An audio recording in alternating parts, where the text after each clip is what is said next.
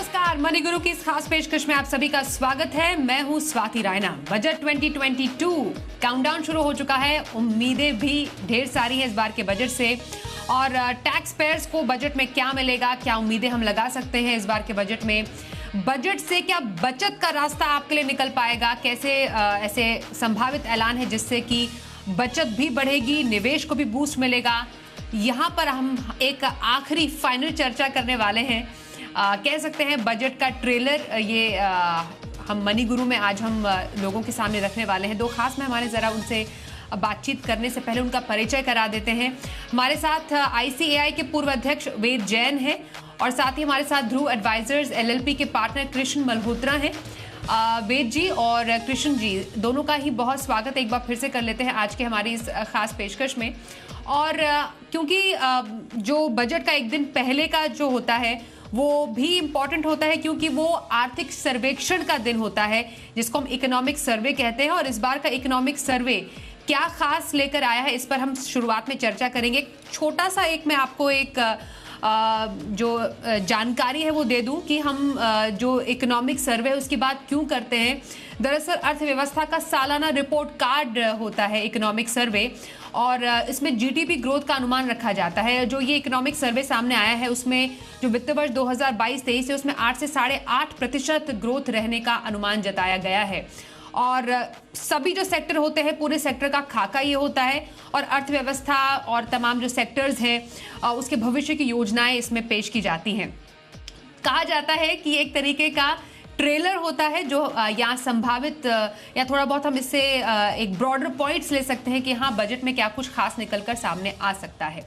अब कुछ बड़ी बातें हैं, एक एक करके उस पर चर्चा करते हैं। और सबसे पहले वेद सर, मैं आपसे सबसे पहले इकोनॉमिक सर्वे पर एक आपकी प्रतिक्रिया जानना समझना चाहती हूँ कि बजट से एक दिन पहले जो इस बार का इकोनॉमिक सर्वे पेश किया गया है, आपके लिए इसकी सबसे बड़ी खासियत क्या रही है? देखिए, एक बजट इकोनॉमिक सर्वे जैसे आपने कहा, ये देश की इकोनॉमिक स्थिति जो रही है पिछले साल का उसकी एक असेसमेंट करता है। और अगर आप देखें तो इस इकोनॉमिक सर्वे में जो सबसे बड़ा एक फैक्टर है कि अब की बार जो इकोनॉमिक सर्वे बहुत रियलिस्टिक बनाया गया है। और ये कहा गया है कि जो ग्रोथ है अगले साल की वो 8 से 8.5% होगी। वो मुझे हिसाब से बहुत कंजर्वेटिव रखा है। और सेकेंडली एक और जो इकोनॉमिक सर्वे से आया है कि जैसे हमें लगा था कि 2020-21 में जो नेगेटिव ग्रोथ आई थी और उस समय का एस्टिमेट पहले था कि 7.3% था, वो घट के 6.6% ही रहा। यानी कि जो नेगेटिव ग्रोथ हुई 2020-21 में वो कम हुई। और जो दूसरी चीज वह है कि 2023-24 के बारे में जो प्रोजेक्शन आई है वो बड़ी ऑप्टिमिस्टिक आई है। हालांकि इन्फ्लेशन के बारे में, महंगाई के बारे में कुछ चिंता की बात जताई गई है, लेकिन रिवेन्यू साइड पे और सरकार की वर्किंग और प्रोजेक्शन के बारे में उन्होंने कहा इकोनॉमिक एक्टिविटी फुल फ्लेज आएंगी। और एक्सपोर्ट के बारे में बड़ा ऑप्टिमिज्म डिक्लेयर किया गया है। तो इकोनॉमिक सर्वे मुझे लगता है जो आज आया है वो देश की इकोनॉमिक परिस्थिति को बिल्कुल सही तरह से दर्शा रहा है। और ये दिखा रहा है कि भारत की इकोनॉमी अगले साल में पूरी तेजी से पूरी बैक फुट स्पीड पे होगी, बहुत तेजी से बढ़कर आएगी। ये इकोनॉमी की खास बात निकल कर आई है। और एक और बात जो लगाई है कि ग्लोबल एनवायरनमेंट अभी भी चैलेंजिंग रहेगा। ये भारत की इकोनॉमी है जो आगे बढ़कर जाएगी, लेकिन ग्लोबल एनवायरनमेंट अभी भी चैलेंज बना रहेगा।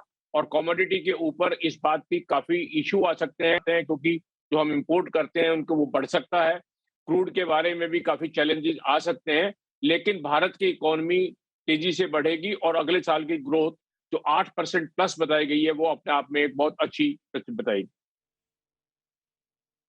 जी, कृष्ण सर, आपसे मैं जानना चाहती हूँ, जैसा वेद सर ने भी यहाँ पर जिक्र किया, GDP ग्रोथ का अनुमान तो जताया गया है 8 से 8.5% ये अनुमान है, लेकिन चुनौतियां बरकरार है। वित्तीय घाटे के मोर्चे पर कहें, बेरोजगारी के मोर्चे पर कहें, बढ़ती महंगाई के मोर्चे पर कहें, ये तमाम चुनौतियां अभी भी बरकरार है, खासतौर पर तब जब हम पैंडेमिक से पूरी तरह निकले नहीं हैं फिलहाल अभी तक।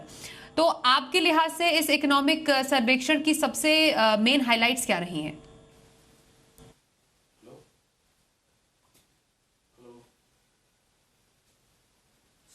कृष्ण सर, आप सुन पा रहे हैं मुझे आवाज?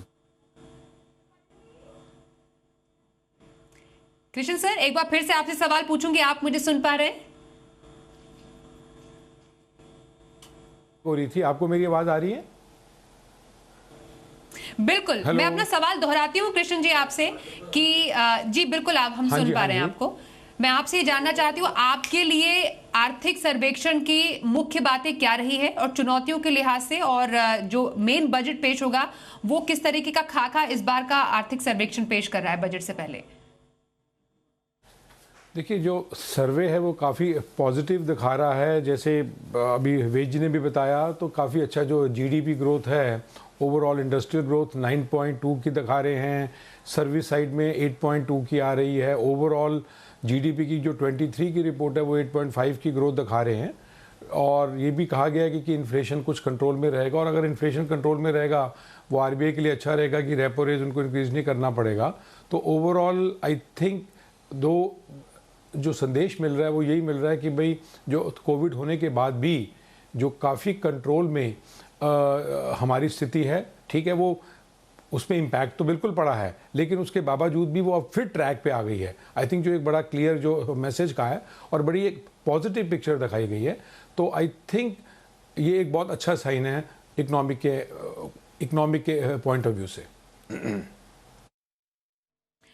जी चलिए अब थोड़ा सा उम्मीदों पर और कुछ जो संभावित हम जो ऐलान है जिस पर हम अगले कुछ घंटों में लगभग 12 घंटे तक से ज़्यादा का ही वक्त बस अब बाकी है जब बजट 2022 पेश हो जाएगा।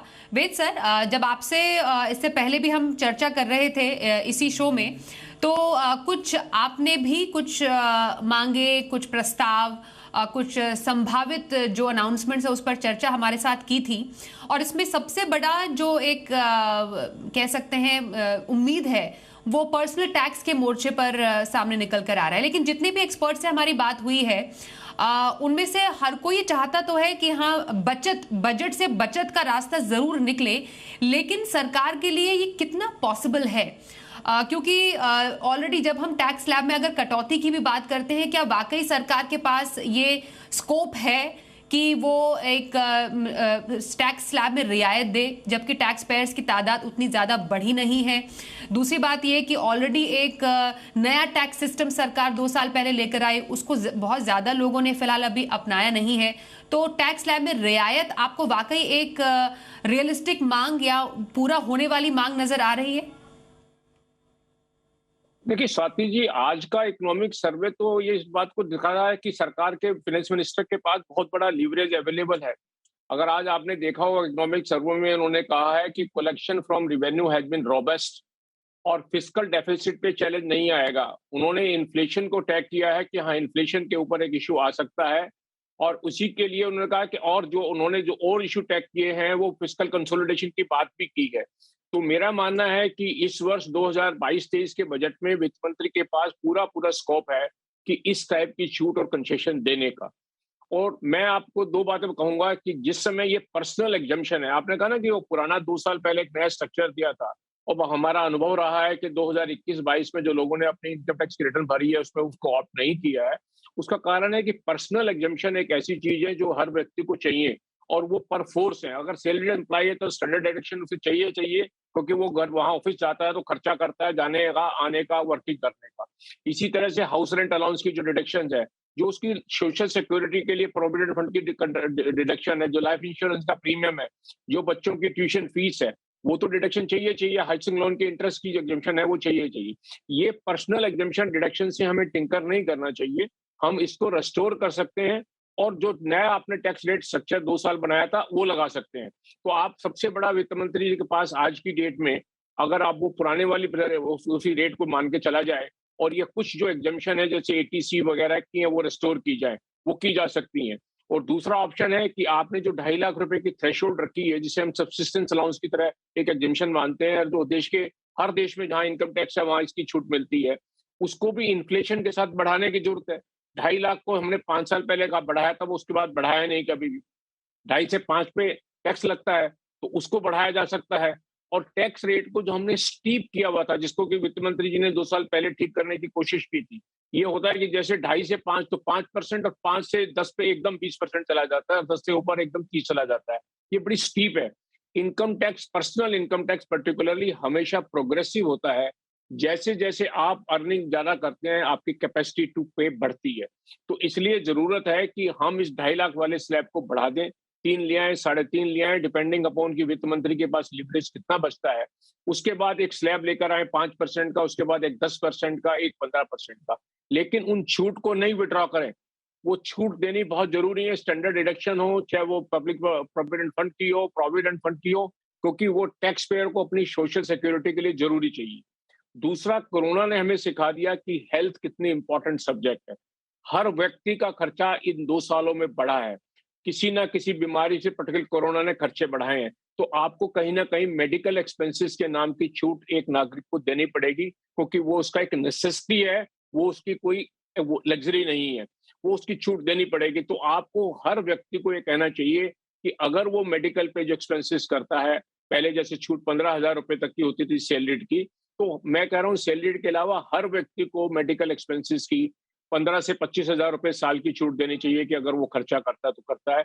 जैसे हम 80D में इंश्योरेंस की देते हैं, तो बहुत सारे लोग इंश्योरेंस नहीं लेते हैं, डे टू डे खर्चे फिर भी करने पड़ते हैं, बीमारी ऐसी है और ये कोविड जाने वाला नहीं है, कुछ ना कुछ रूप में रहेगा, तो आपके खर्चे बनते रहेंगे। वो एक लाइफ की आपको अपने आप को सर्वाइव करने के लिए नेसेसिटी है, तो ये छूट आपको देनी पड़ेगी। तो ये आप रिस्ट्रक्चरिंग कर देंगे टैक्स रेट की।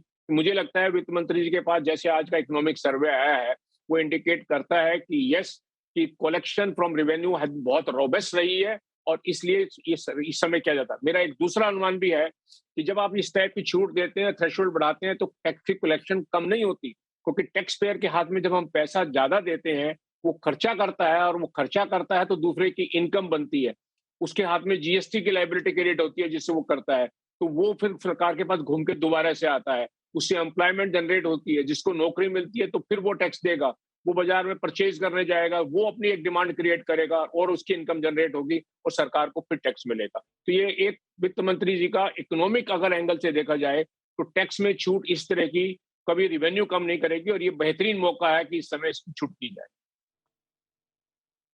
बिल्कुल।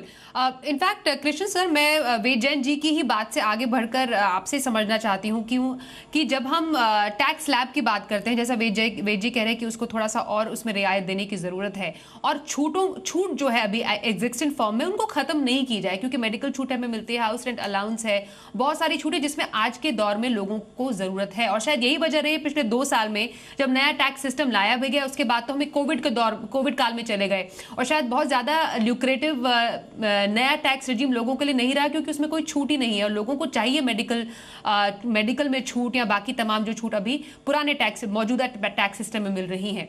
तो आपको लगता है, क्योंकि मानिए अगर मेरा पीएफ चल रहा है 15 साल का, इतना लंबा है, सोशल सिक्योरिटी का एक मेरा जरिया है, उसके बेनिफिट छोड़कर मैं नए टैक्स सिस्टम में चली जाऊं, या अगर बाकी मैं बेनिफिट में ले रही हूं उसको छोड़कर मैं नए टैक्स सिस्टम में चली जाऊं, तो नए टैक्स सिस्टम को ही ज्यादा लुक्रेटिव बनाने की जरूरत है, आकर्षक बनाने की जरूरत है, या फिर आपको लगता है कि नहीं, जो पुराना टैक्स सिस्टम है उसमें टैक्स स्लैब में थोड़ा बहुत रियायत और दिए जाए लोगों को?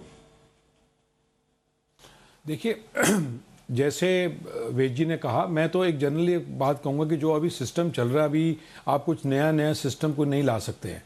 जैसे एक सैलरीड क्लास लोगों के लिए सबसे इम्पॉर्टेंट था स्टैंडर्ड डिडक्शन, 2018-19 में कम की, तो मेडिकल अलाउंसेस को ख़त्म कर दिया, ट्रांसपोर्ट अलाउंस को ख़त्म कर दिया, मेडिकल एक्सपेंसेस की 15,000 की लिमिट थी वो ख़त्म कर दी।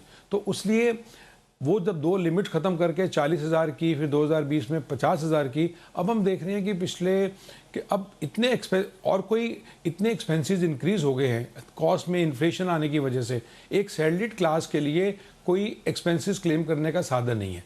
तो स्टैंडर्ड डिडक्शन की जो एक कंसिस्टेंट डिमांड है हमेशा रही है, बट अब जो हालात हैं उसको रखते हुए कम से कम लिमिट 1 लाख की होनी चाहिए, जो मेरा अपना व्यू है। और दूसरा जो एक इम्पॉर्टेंट चीज़, जैसे कहा कि इंसेंटिव जो है जो इन्वेस्टमेंट्स के ऊपर 1.5 लाख रुपए की लिमिट कब से है, और उसमें भी कितने सेक्शंस को मर्ज कर दिया, कितनी उसमें इतनी लंबी लिस्ट है, LIC, प्रोविडेंट फंड, सब चीज़ें हैं। 1.5 लाख से क्या होता है, अगर सेविंग नहीं होगी, that is a security belt, तो उस केस में कम से कम उस लिमिट को 2.5 लाख या 3 लाख ज़रूर करना चाहिए, क्योंकि ये कंसिस्टेंटली कितने साल से हम देख रहे हैं कि सेविंग के एंगल से और इंसेंटिव लेने के एंगल से, अगर आप सेविंग रखते हैं, आपको इंसेंटिव टैक्स रिड्यूस करते हैं और वही पैसा आपकी डिफ़िकल्ट टाइम्स के लिए वो आपकी सेविंग में रहता है, वो एक बहुत इंपॉर्टेंट चीज़ है।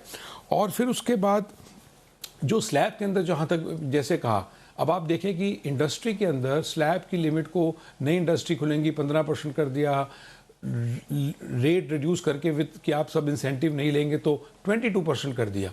तो अभी भी हम देखते हैं जो मैक्सिमम स्लैब है 30% है और with surcharge etcetera education cess लग के वो 34% के आसपास हाईएस्ट स्लैब बैठता है। और वो स्लैब 10 लाख से शुरू होता है।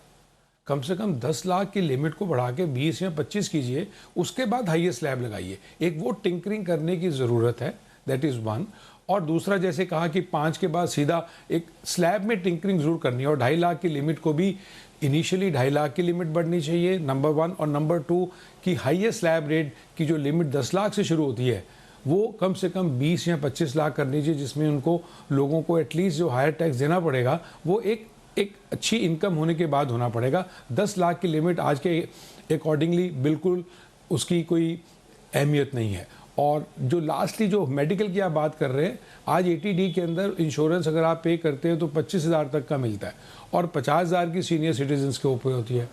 हम कह रहे over and above in limits के अलावा भी कोविड के एक्सपेंसेस के अंदर आपको एग्जेम्पशन देनी पड़ेगी। जैसे कहा कि अभी आने वाले टाइम में कोविड ख़त्म नहीं हुआ है और लोगों को उसके साइड इफ़ेक्ट्स, उसके आफ्टर इफ़ेक्ट्स हैं और अभी ये कंटिन्यू कब तक रहेगा, कौन से फॉर्म में रहेगा। तो इस चीज़ों को दिमाग में रखते हुए आई थिंक मेडिकल के 80D की डिडक्शन को उनको सर्टनली एक्सपैंड करना चाहिए।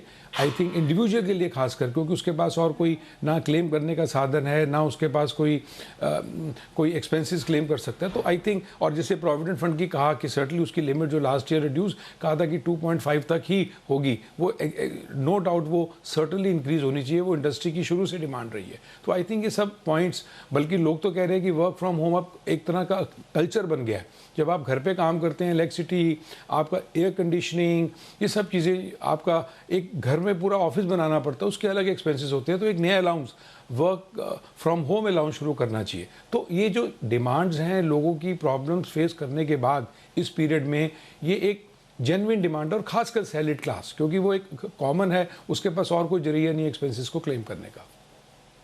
बजट से क्या निकलेगा बचत का रास्ता, इस पर करें बातचीत। वेद जैन हमारे साथ है, कृष्ण मल्होत्रा हमारे साथ हैं। तो बजट से बचत के उपाय हम समझ रहे हैं।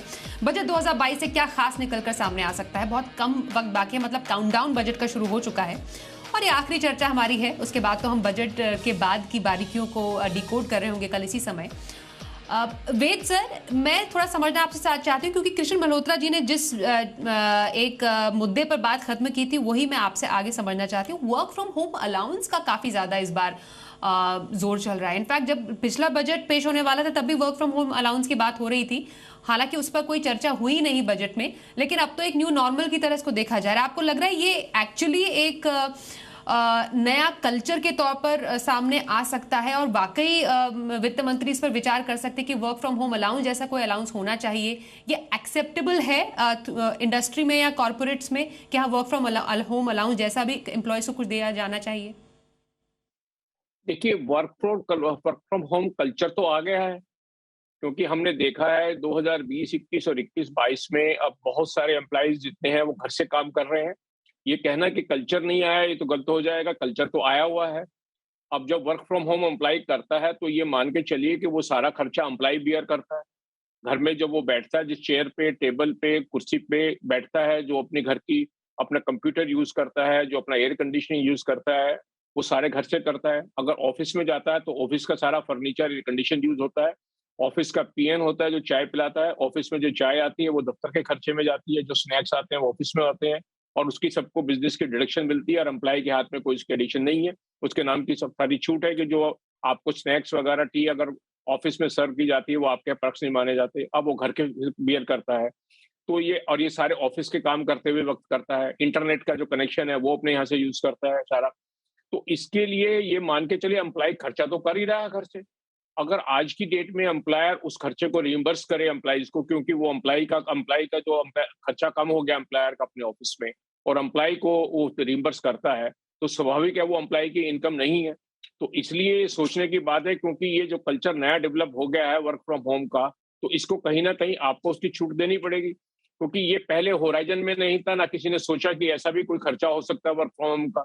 और ये कोरोना के बाद भी सस्टेन करने वाला है। अब सब लोगों को लगा कि इसमें बहुत सारी एफिशिएंसी आती है, टाइम बचता है, एम्प्लॉयर का भी बेनिफिट होता है, उसको रेंट नहीं देना पड़ता, एयर कंडीशनिंग नहीं देनी पड़ती, उसको पियोन नहीं रखने की जरूरत है, उसको कैंटीन में चाय कॉफी बनाने की जरूरत नहीं है। तो ये जो सारे खर्चे शिफ्ट घर पर हो गए हैं, उन खर्चे की छूट देनी पड़ेगी। और एम्प्लॉयर अगर एम्प्लॉय को ये देता है, क्योंकि ये डिडक्शन तब मिलेगी जब एम्प्लॉयर एम्प्लॉय को देता है।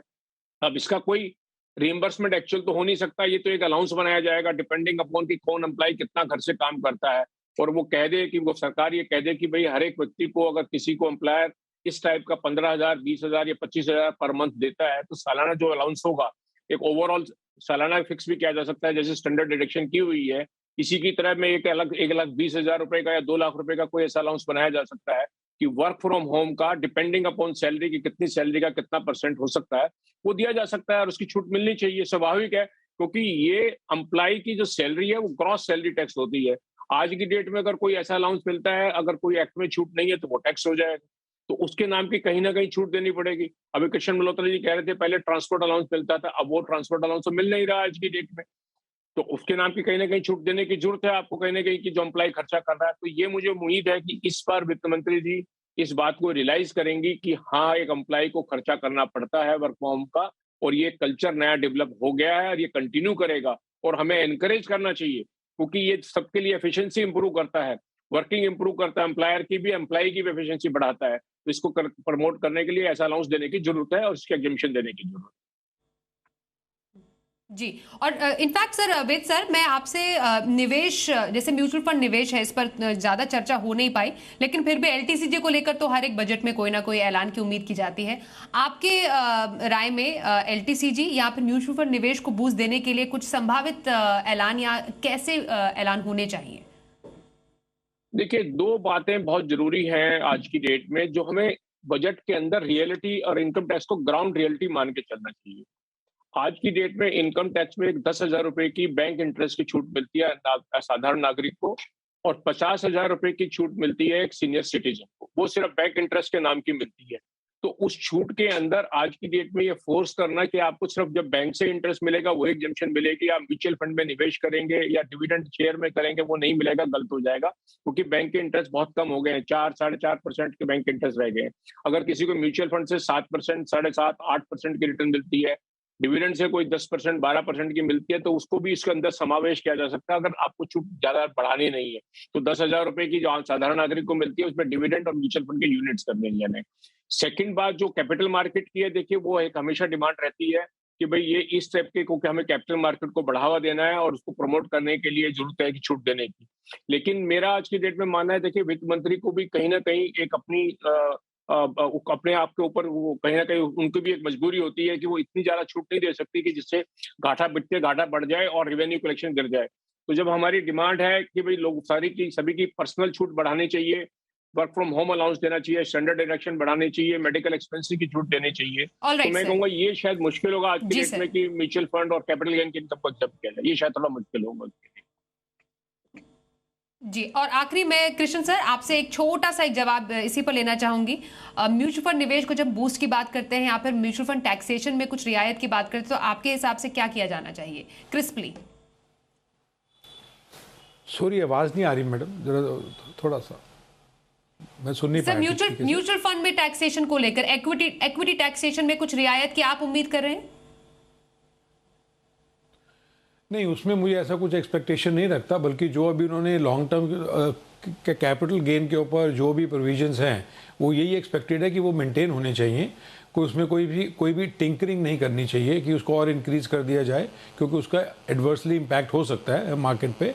और जैसे इतने आईपीओज आ रहे हैं और लोगों के पास फंड्स हैं, जो भी लोगों ने शेयर मार्केट से अच्छी अर्निंग की है एक साल में, वो दोबारा इन्वेस्ट करना चाहते हैं। तो अगर कुछ भी टिंकरिंग की जाएगी, लॉन्ग टर्म कैपिटल गेन के अगर रेट को इंक्रीज कर दिया या कोई भी इस तरह से टैक्सेशन को अगर कैपिटल गेन पे इंक्रीज किया, तो उसका इम्पैक्ट सर्टनली नए आने वाले आईपीओज पे आएगा, इंडस्ट्री पे आएगा। और ओवरऑल वो ठीक नहीं रहेगा। और दूसरा चीज़ था कि इंडस्ट्री को भी कुछ सपोर्ट मिलना चाहिए, जैसे इंडस्ट्री की एक्सपेक्टेड है। एक मैं पॉइंट कहूँगा कि जो 22% का जो इन्होंने रिड्यूस रेट रखा था, उसमें था कि ऑपरेशन 2023 तक आपके मैन्युफैक्चरिंग के ऑपरेशन शुरू होने चाहिए। अब इस दो साल निकले हैं, इस स्थिति में लोगों ने अपनी एक्सपेंशंस को होल्ड कर दिया, तो इसलिए उसको दिमाग में रखते हुए वो डेट कम से कम 25 तक एक्सटेंड करनी चाहिए, जिससे कि जो इंडस्ट्री में एक्सपैंड करना चाहते हैं, कैपेक्स और इंक्रीज करना चाहते हैं, नई इंडस्ट्री लगाना चाहते हैं, उनको वो बेनिफिट अगले, क्योंकि 23 तक नहीं हो सकता, तो काफी उसके लिए इंपॉर्टेंट पॉइंट कृष्ण सर यहाँ पर किए हैं।